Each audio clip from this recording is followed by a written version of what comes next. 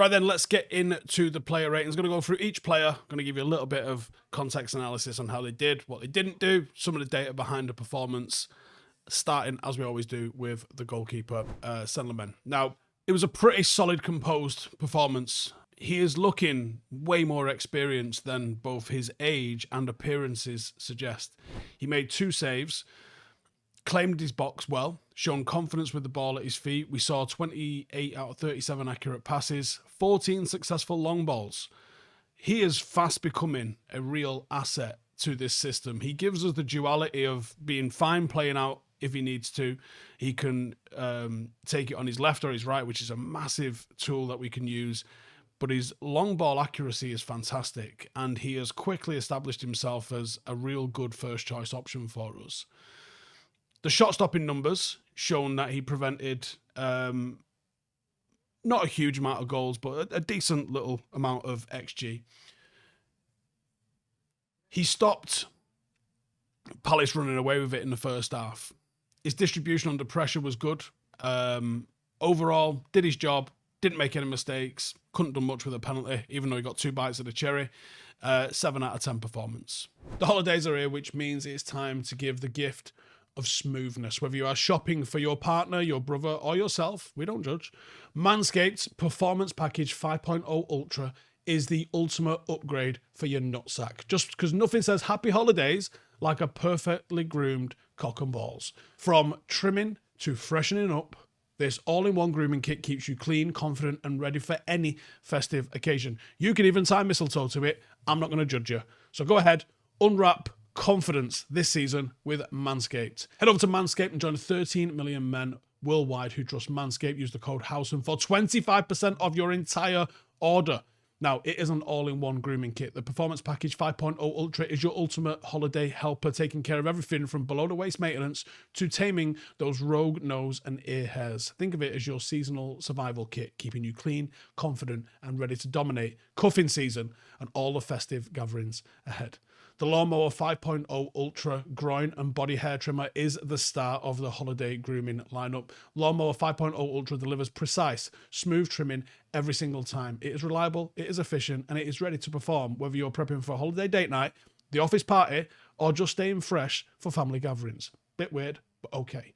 Weed Whacker 3.0, that's for the ear, the nose, the eyebrows, all that sort of stuff. Trim all those stray hairs your face likes to create. No surprises, no awkward moments with a Weed Whacker. Stay polished, stay confident, and ready for every single occasion. And then they've got a ball aftercare coming with the package as well.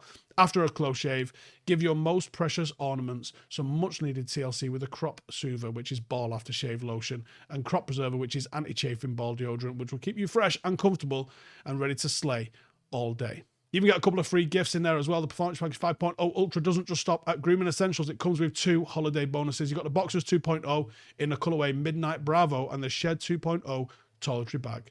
Premium extras make sure that you are always ready to jingle and mingle, whether you're home or on the go. Give the gift a smooth this season with Performance Package 5.0 Ultra. Get 25% off your entire order with the code Howson. That's HOWSON at manscaped.com. 25% off with the code Howson at manscaped.com. Stay on top of your grooming game and be ready for anything this season throws your way. Lenny Yoro. I think it was a largely positive performance. I know he got hooked, and I know he didn't look great when he came off. Is he thinking about the penalty which he gave away? It was a fine performance. 23 out of 24 passes, 96%.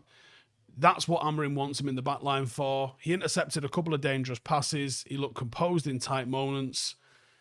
The penalty and some of the physicalities is probably what's dropped his score down to just a 6.5. It wasn't a bad performance. It was just a pretty ordinary performance. He didn't crumble. And he came off to get Lissandro a little bit of time.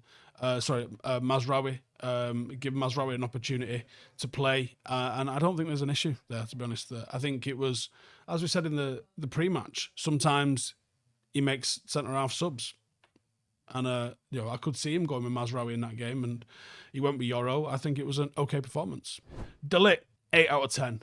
Oh, he might be our player of the year at the moment. Monster. Old school, no nonsense, dominant defending all game, 13 duels, 10 aerial duels, he won 5. key against Crystal Palace when they was looking to cross and when they was looking to play up to Mateta. 5 clearances, blocked a shot, was dominant physically. Good with the ball as well, 44 out of 51 passes, 5 successful long balls, helped us escape pressure, progressed the ball real nicely. This is the Dalot that we want to see, the one that thrived at Ajax, confident, physical, positionally sharp, future captain for me. I think he was great. Luke Shaw, 8 out of 10. Man of the match contender, Luke Shaw.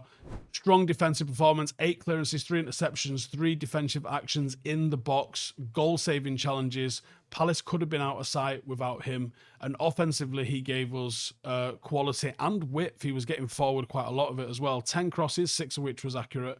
76 touches of the ball, 58 out of 67 passes.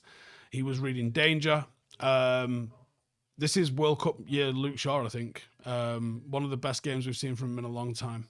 Dalot at right wing back, 7 out of 10. It was a decent performance, technical. 11 duels, 10 ground duels won, which is sensational. He's an absolute little bulldog, isn't he?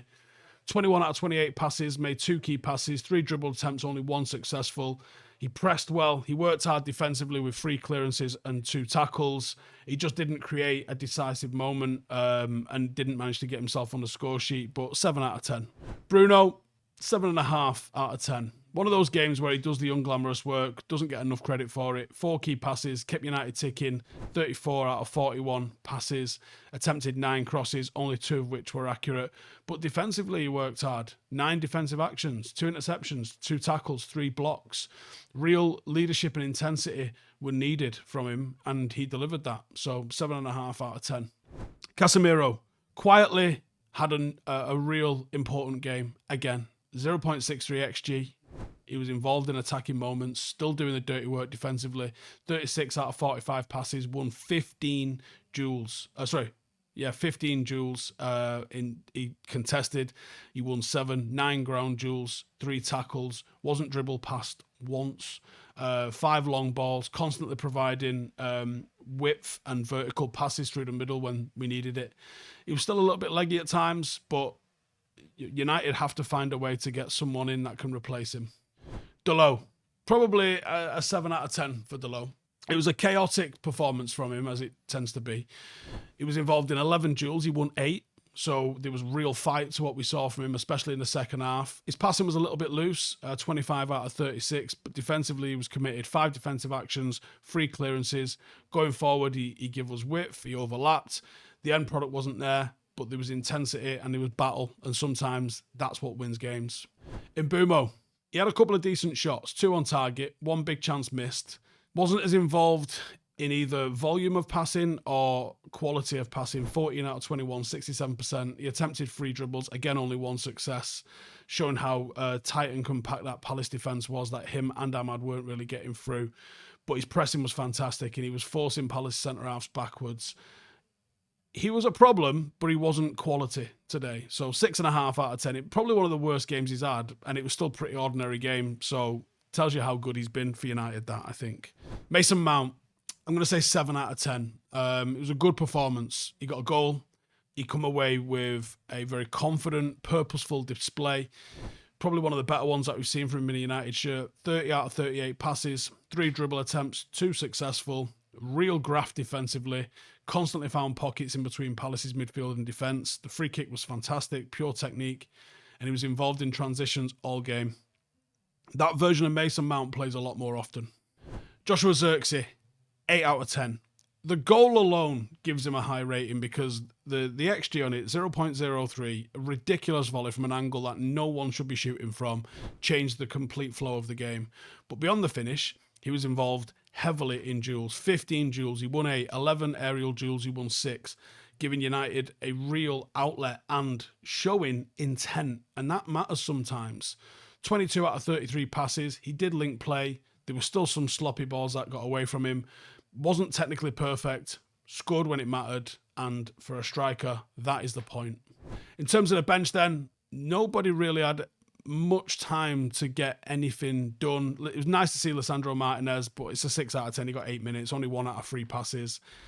Mainoo, no passes registered, 6 out of 10. Dorgu got involved in Jules, when he came on, won them both, 2. One clearance, relieved a little bit of pressure. It's one of them, innit? Did okay when he came on. Not really a lot to talk about when it comes to the bench, but some interesting stats there. And I want to know who you guys thought was man of the match, because there's a few shouts. I think Dalot, Shaw. I've seen some mention Bruno, some mention Mount, some mention Xerxes. Who's your man of the match? Let me know in the comments. See you in a bit. Hey, thank you for watching the video. If you are new around these parts, then don't forget to subscribe. My channel is proudly supported by my community on Patreon. If you'd like to get a little bit of extra content, a Discord group, meetups, 5-a-side games, weekly podcasts, behind the scenes, and even an occasional bit of transfer news as and when I get it, then for the price of a pint, you can show your appreciation for the content that we make and get some goodies for doing so as well. Check the link in the description or click the button right here. You'll also find all of my socials here too if you want to follow me on any of those platforms. Nice one.